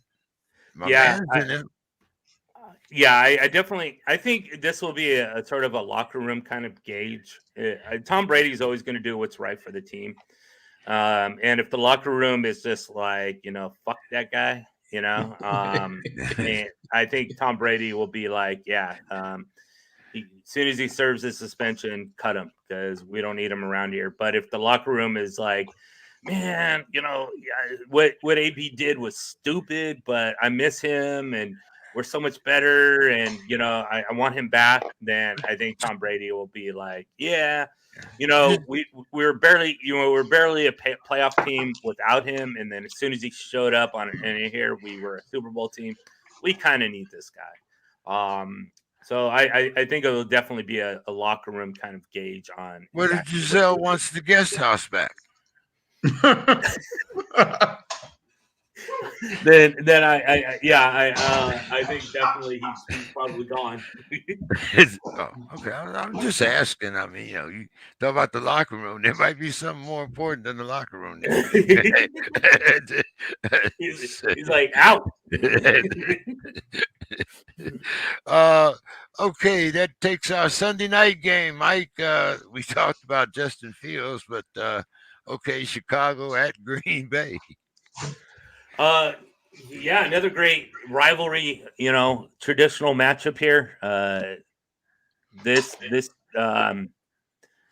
like Green Bay in this one. Bears, they're falling apart as we speak. The only one thing that I'd like to see is how Fields does against the Packers. I wouldn't start him, but definitely interested in how he's performing. There's really very few players here. David Montgomery, Devontae Adams, Aaron Jones, and of course Aaron Rodgers. Maybe AJ Dillon. We'll see what kind of role as we're discussing what kind of role he has. But I have to go with the guy that's been there. Has been the starter from almost since he's been a rookie, and Aaron Jones have his typical role back. So with that, I can't go with AJ Dillon. So two running backs and Devontae Adams and Aaron Rodgers. Bill. Well, to quote Aaron Charles Rodgers, I own you. All my life I've owned you. I still leaping own you. I mean, no offense to my, adopted hometown or whatever, but they are owned. I mean, they do not do well against this man. It's not a good matchup. When they had a truly dominant defense, even then they struggled, right, against him. And now it's still a good defense. It's still a very good defense. It's not a dominant defense anymore. And they still haven't found the other pass rusher, right? That's been the big search for the past couple of years, is the guys you're going to drop on the other side of the line from Khalil Mack that makes it so you can't keep sliding your protection towards Khalil Mack. And in lieu of finding that guy, they still get, Akeem Hicks is a good interior player, but they don't have that other guy. They don't have the Robert Quinn, who's the other guy, or the whoever it is, who's the other guy. How Anthony Spencer used to be with DeMarcus Ware, where he was the other guy that would get, 7 or 8 sacks, sometimes even more occasionally, because you're so worried about DeMarcus Ware. So without the ability to be able to have 2 elite level pass rushers, everyone's just been doing everything possible to take away Khalil Mack. And their secondary is good, and their linebacker core is one of the best in the NFL. Not quite to Tampa Bay's level, but one of the better ones. But despite that, their offense being so absolutely terrible has caused their defense to struggle because they're on the field all the time. Yeah. And eventually you get got, right? If you're on the field long enough, James, you get, especially with the way that football's played nowadays, if you're on the field, 80-something snaps and Gabe, you're going to get got. So, yeah, Green Bay. Well, gentlemen, just to let everyone know, next week will be our last show before, actually, be our last show of the year. Because the next week is Christmas, and the one after that is New Year's. So next week will be our last fantasy football show, and we'll catch up on some of the bowl games, of course. So, Bill, give us your final thoughts for the next to last week of fantasy football. Sure. Well, my final thoughts, of course, of this incredible event that goes on. Now we're talking for 122 years, the Army-Navy game. Several of my former teammates have played in it, including the late, great Lieutenant Junior Grade Alton Grizzard, who broke a bunch of Staubach's records when he was at the Naval Academy. I have had the pleasure, and I'm going to have to do it in person. I haven't gotten there in person yet. I will. But I have the pleasure of watching this game since I was a small child. Go Army, beat Navy. And Army's really good, which wasn't always the case. I remember Army being good sporadically when I was younger, and then went through a lull, I think would be putting it nicely. And then, I think 15 times in a row Navy won. That was painful. But now it's gone back to being the way God intended. Army is the better team. And I look forward to continued success. Coach Monken has done great things in his time there.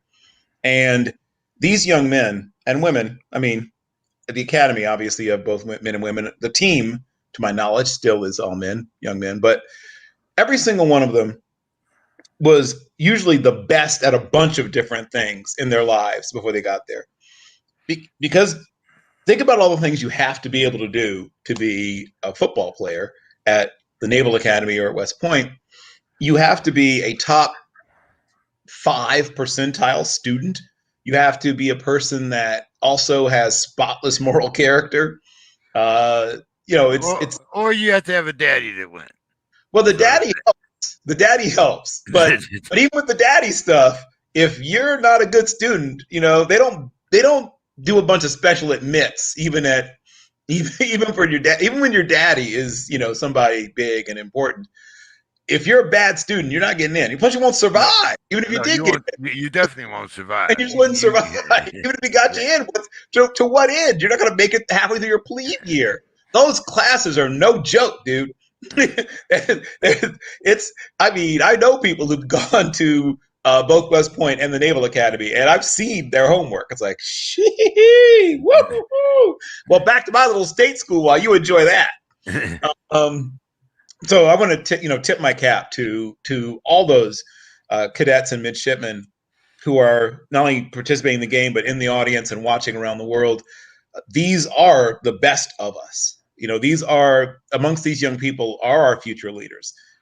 There's might be a future president, a future CEO of a big corporation, future Joint Chiefs of Staff, future Secretary of Defense, future Secretary of one of the branches, a future, Secretary of State is somewhere, in that audience or on that field, fairly likely. So I want to tip my cap to all of those young people. Mike, before we get your final thoughts, it seems that Darrell Henderson has been downgraded to out. So, Sony Michelle, get him going. Mr. Number 2, your final thoughts, and next week we will be asking you for a winner.